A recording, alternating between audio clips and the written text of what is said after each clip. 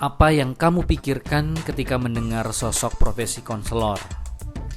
Orang yang bisa diajak berkonsultasi, tempat curhat untuk mengeluarkan sampah-sampah di pikiran, orang yang selalu ramah dan hangat, kemudian bisa konseling dan membantu memecahkan masalah. Secara awam, kita bisa menyebutkan banyak hal tentang sosok konselor yang memiliki keterampilan membantu seseorang lepas dari masalahnya dan bisa mandiri mengarungi kehidupan. Di balik itu semua, apakah kita juga menyadari bahwa konselor juga manusia yang sama seperti kita? Bisa merasakan banyak sisi emosional dan terkadang juga membutuhkan bantuan dari orang lain. Ketika konselor banyak mendengar berbagai keluhan permasalahan dari konseli, maka ia juga dapat merasakan hal yang sama. Dan bayangkan, hal itu ia dapatkan hampir setiap hari dan di tiap harinya bisa lebih dari satu konseling. Belum lagi level masalah yang makin kompleks, maka makin tersimpan lama di benak konselor. Itu bisa berpengaruh pada kesehatan mental konselor. Kalau saat ini kamu adalah calon konselor ataupun saat ini kamu sedang berkarir di dunia konseling, tidak perlu malu untuk jujur. Tidak perlu menutup rapat gejolak emosi yang kamu rasakan. Tidak perlu takut untuk jujur bahwa kamu juga perlu untuk didengarkan. Kamu juga perlu curhat. Dengan curhat, mau berbagi perasaan bukan berarti kamu lemah. Bukan juga berarti kamu tidak pantas menjadi seorang konselor. Kamu perlu dalam stage netral dan merecharge energi sehingga kamu siap dengan layanan-layanan membimbing maupun konseling. Apa yang akan kita dapatkan dari curhat?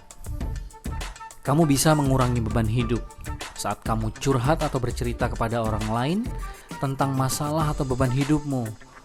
Hal tersebut seolah-olah kamu sedang meluapkan dan mengeluarkan segala emosi dan gundah yang sedang kamu alami. Setidaknya, kamu bisa mengurangi beban dan tekanan yang terus menghantui sepanjang waktu. Beban di hati dan kepala akan berkurang dengan curhat. Biasanya, ketika kita curhat, kita hanya ingin didengarkan saja. Dengan menceritakan semua masalah, ada beban yang berkurang walaupun seringkali tidak menemukan jalan keluar dari masalah yang kita hadapi. Namun intinya, curhat adalah jalan termudah melepas beban hidup yang sedang terjadi. Curhat juga bisa menjadi sumber kekuatan serta bentuk dukungan bagi masalah yang sedang kita hadapi saat ini. Meskipun mungkin orang yang mendengar cerita kita tidak begitu mengerti apa yang kita ceritakan. Namun, setidaknya dengan bercerita akan membuat perasaan kita jauh lebih lega. Seseorang memang tidak harus selalu menanggapi dan memberikan solusi atas permasalahan yang kita alami saat ini. Kata-kata dukungan saja sudah cukup untuk menjadi sumber kekuatan dan sebagai bentuk dukungan bagi kita para konselor. Dengan siapa saya bisa curhat? Saya kan seorang konselor.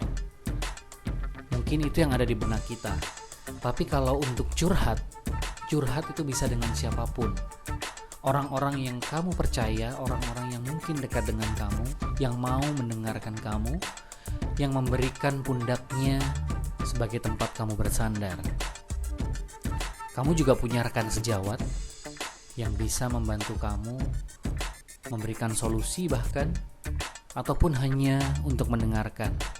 Tapi jika dirasa saat ini kamu membutuhkan hal yang lebih tinggi seperti psikoterapi, kamu juga tidak perlu ragu untuk datang ke psikolog. Dengan ini, semoga kamu semua bisa terbantu untuk tetap memiliki kesehatan jiwa yang baik. Sekali lagi, tidak perlu malu untuk curhat karena kamu juga punya rekan sejawat. Kamu sudah banyak membantu dan hari ini kamu juga layak dibantu. Salam Rubicon, salam BK mengudara, terima kasih.